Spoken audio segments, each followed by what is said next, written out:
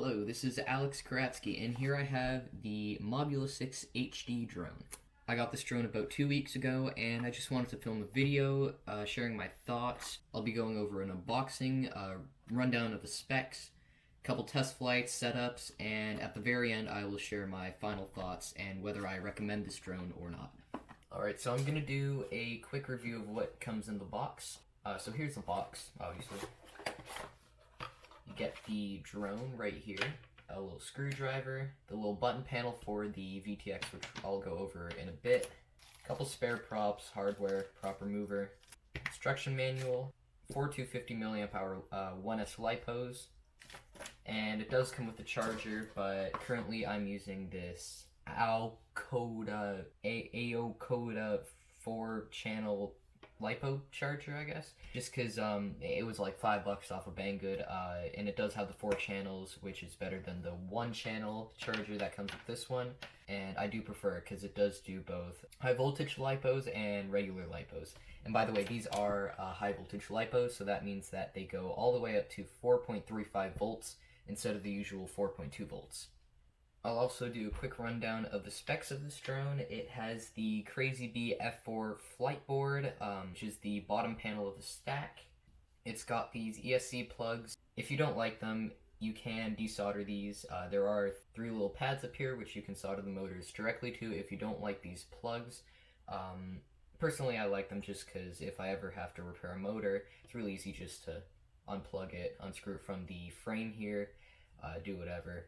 One problem I've had with the flight stack so far is that it does overheat on the bench, and even in the field when you're just kind of leaving it there while you're setting up, I don't know, like your radio or your goggles or something like that, it does overheat. It does get to 60 degrees and over pretty quickly, so yeah, I highly recommend having a temperature function on your OSD. It also has the Runcam Split 3 Lite camera, which basically what that does is it's one camera, but it both transmits analog FPV feed to your goggles and also records HD 1080-30 footage onto an SD card, which is right here. So the settings right out of the box, you can change them by plugging this little panel into the VTX plug right here, I think. Whenever you start up the drone and it has an SD card in it, it automatically starts recording the video. The files do actually get quite big, so if you're not going to be using the footage, yeah, it's best just not to fly with an SD card for that reason.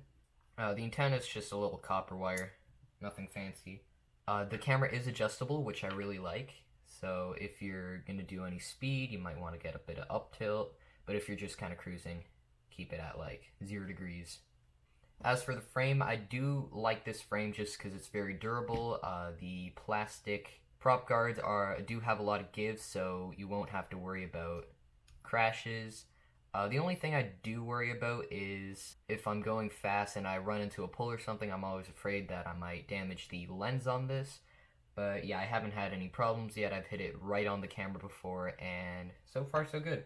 And down here you have the Lipo Slot, so you can just kind of slide your Lipo in and plug it in like this. It is pretty tight on the battery, so you don't have to worry about battery ejections. If you crash, you can pretty much just get right back up into the air and fly away. So I'm in Betaflight right now, as you can see. Everything's working all right. I've already configured everything, so there were a few things that I did have trouble with the first time around. And the first thing is with configuring the D8 receiver. So it's compatible with D8 and D16. So if you want to use D8, you go to receiver, SPI-RX support, and FRSky X. And FRSky D is for D8.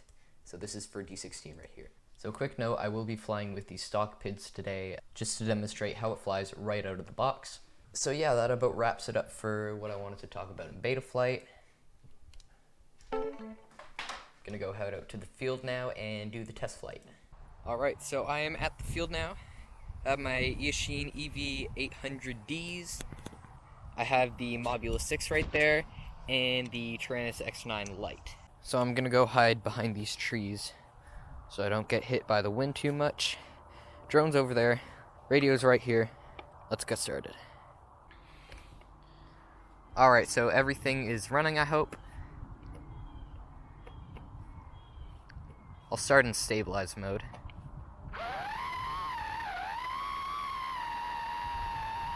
So yeah, pretty stable in the air actually. I am getting a bit of VTX noise, but that's because I'm behind a tree. But yeah, something I wanted to go over is, since this drone is so small, when you go to 0 throttle like this, it does shake in the air quite a bit. And even if you don't go to 0 throttle and you just kind of let it fall down a little bit, as you can see there, it did get a bit of a shake. And yeah, when that happens, the gyro goes nuts. The drone starts shaking. And yeah, that's not really that good. So yeah, one thing is that if I do go into air mode, look how little I have to move the stick to move. Look how little I'm moving the stick. Like, I don't really like flying at such high rates, but yeah, the stock rates for this isn't that good. So I'm gonna land real quick. And I do have a preset on my radio, I'll show that in a sec, for air mode. It just kind of lowers the rates at lower stick positions. Show you that right now. There we go. So yeah, that's the one I'm using. So if you look on the DVR now, you will see that it has reached a very high temperature. And that's what I was talking about earlier. Alright, so next I will be doing a range test for video and RSSI. Let's make sure my DVR is recording. There we go.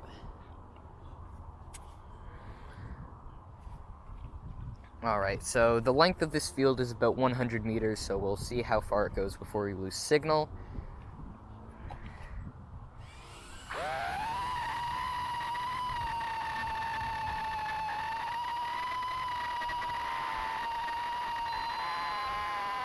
We're at about half signal right now.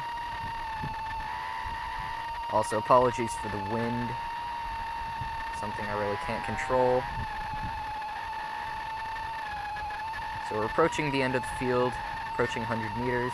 Video's getting pretty sketchy. And signal is pretty good, actually.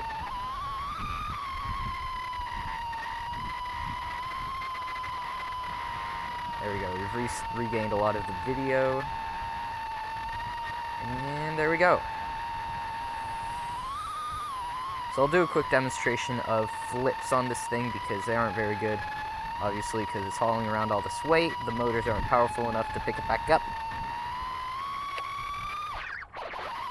As you can see, it shook a lot there. And it does take quite a lot of throttle to pick it back up. I'll try to power loop this thing, see how that goes. Yeah, as you can see. As you saw there, I had my throttle pretty high.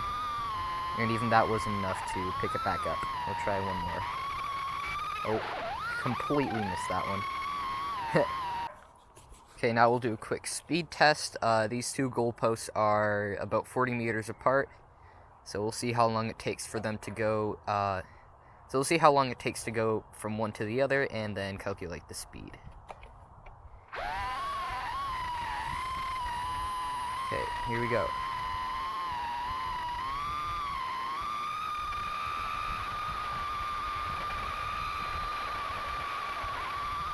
And there we go. This isn't obviously the fastest micro out there, just because it has all that extra weight in the camera to haul around. These teeny tiny little brushless motors.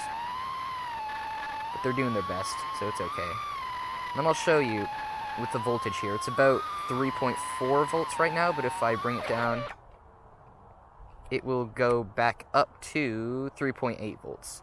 So that's about, 40.4, 0.5 volts. That's why I set the warning voltage to 3 volts. So yeah, let's go to the park, try some freestyle over there, see how it works with the wind, because it is kind of windy today.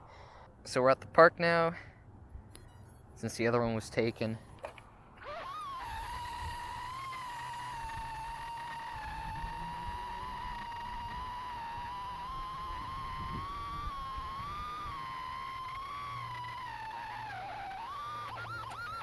Oh, whoops.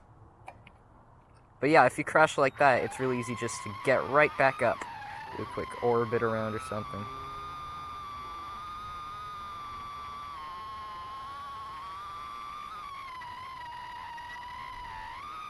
Alright, we're back in the air. I hope. I am running low on voltage. But yeah, that goes to show the battery life on this thing, which isn't very good with the 250 milliamp hour batteries. Oh my gosh, I suck. Alright, take two. This isn't a video about how good I am at freestyle, it's about how good this drone is at freestyle. But I'm not really helping. Let's see. Oh, let's see if we can ride this slide down. That'll be fun. Okay, let's see if we can do that.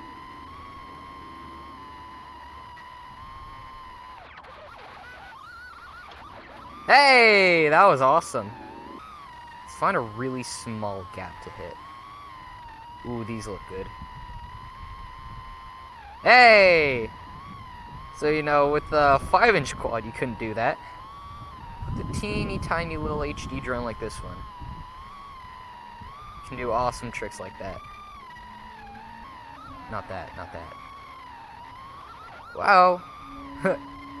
Yeah, you can just get right back up. Can I actually hit this?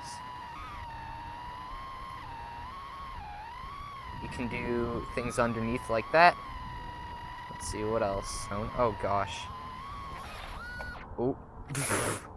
Instantly flipped upside down. Alright, so I'm gonna play some footage I got earlier while I share my thoughts on the camera. So just a reminder, this is 1080p at 30 FPS with a 16:9 ratio. I'd say this is true HD video, and while it won't be as good as some professional 1080p cameras, mostly because of that fisheye, which you see a lot more in the DVR, but to me this footage reminds me of some of the early GoPros or budget action cameras you'd see online today.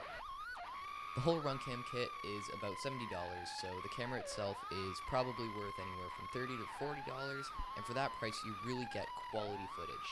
The footage is often shaky due to the drone's small size, so you might want to use a stabilization program for that, and you'll see a bit of jello in the footage I'm playing, but that's just because I did some repairs earlier and I didn't tighten the camera enough.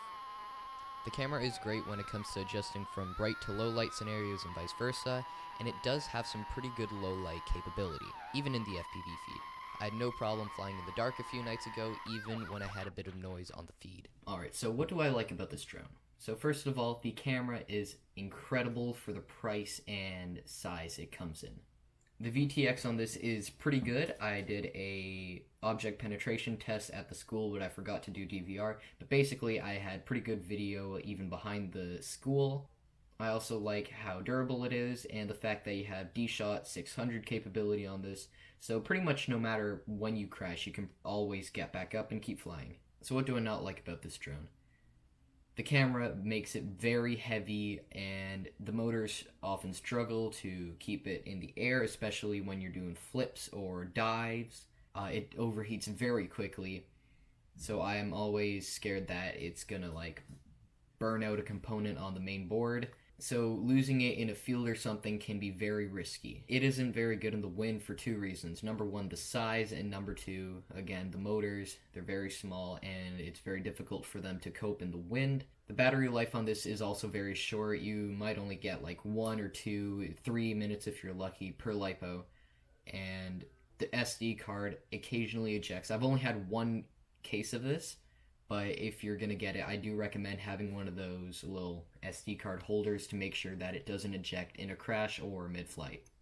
So at the end of the day, this is a consumer grade drone, and if you're getting it for the HD footage, you're getting it for the price and its size. To me, this drone is very good for social media and sharing online, because when you're using a micro like this to hit those really cool tight gaps, doing really cool tricks with them, you often want to share the footage and share your experiences, but the DVR from your goggles doesn't necessarily look impressive to your friends, so having HD video on a micro like this is really helpful.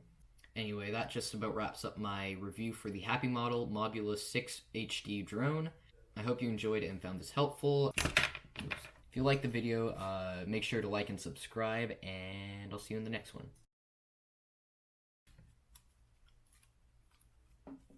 Whoa.